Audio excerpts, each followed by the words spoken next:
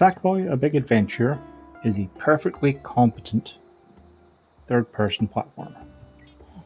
I'm going to hop into one of the early levels just to show it off. As you can see, you can make your character into an absolute monstrosity, which is partly fun.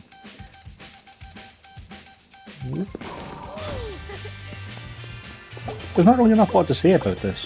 It's one of those games where if you haven't played a platforming game before, it's a pretty good introduction to it.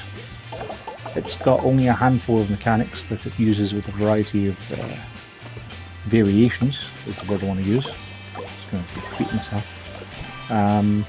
Like, you've got to punch, you've got to jump, you've got to roll to avoid things, and when you're in the air, you can do a nosedive. And for the most part, those and the grab button on R2 are pretty much everything you need. You can grab onto spongy things, and you jump on things, and you punch things. There's a whole bunch of things to collect, and the one thing I can give it credit for, with a wide variety of levels, there is also a plethora of collectibles to find.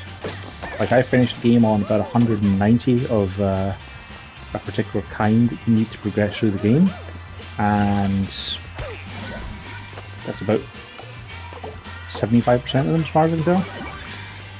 There's tons of costume pieces to find throughout levels. There's high scores to hit. There's bonuses for beating levels without losing a life.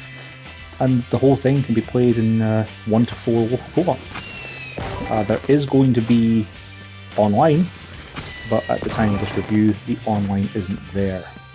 Which is kind of a shame, because that's actually why I got a loan of the game from one of my friends. But yeah, it's perfectly fine. Like, it's not amazing. There are occasionally moments where it feels like the platforming is just a little bit fluffy. Like, you sometimes will miss a jump that you feel you should have made, or get hit by a bad guy you thought you dodged. It doesn't feel as precise as, say, Astro's Playroom. And, like, the music's good, the writing's okay, there's surprisingly more story and dialogue than I would have expected from it, and their pun game for naming levels is strong. But just, there's nothing special about it. Like, it's fine. It works.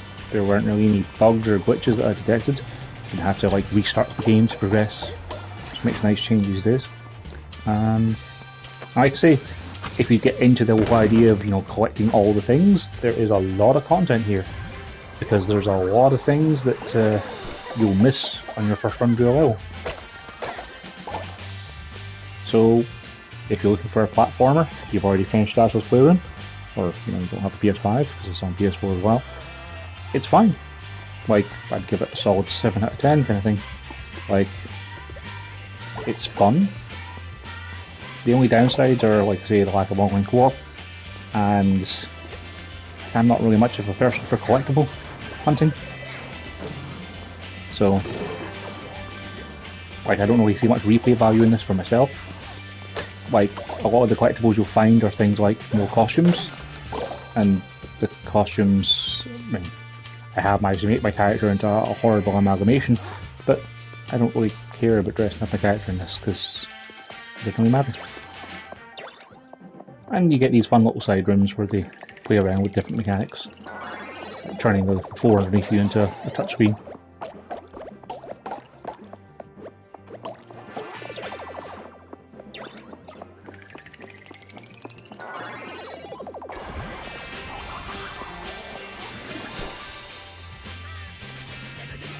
But yeah, we'll kind of rush towards the end now, kind of showing off where some of the collectibles are for this level at least.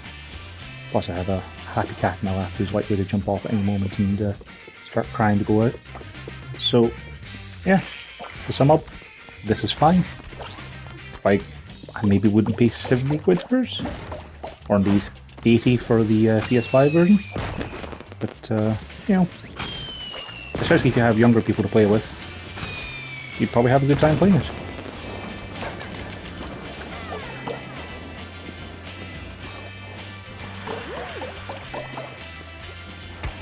I'll try and rush to the end of the level so you can see the end of level goals.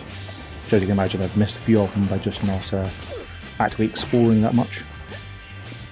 Oh, the life system is very generous. Like, you get 4 lives per level, and you can find them during the level as well. And you take 2 hits from most things before you even lose a life, so it's pretty hard to fail a level. There are gameplay assists you can turn on, such as having infinite lives, and you can do things like changing things from holds to toggles as well, which are small things, but they're nice that they're there. But yeah, when you finish a level, it'll show you your score you got over the course of it and the targets maybe for particular things. Unlocks customization options. And then there's the things of finding all the hidden things, finding all the blue orbs, and completing it without dying. So, you know, there's plenty to do.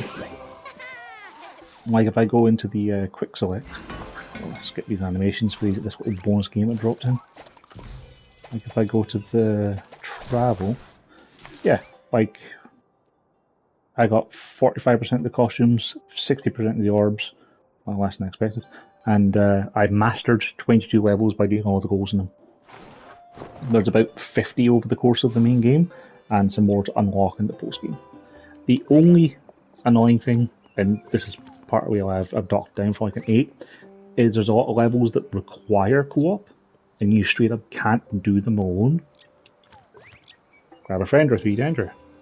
And then there's tooltips that say, hey, if you don't have any local friends, because, you know, at the moment, there's not many opportunities for local friends to come by and play video games, grab a friend from the pause menu in the online. And of course, online's not here.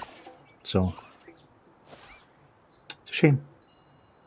Like, some of the levels that you get to in the later game are a lot more imaginative than the early ones. So I'm kind of interested to see what they do with the co-op specific levels.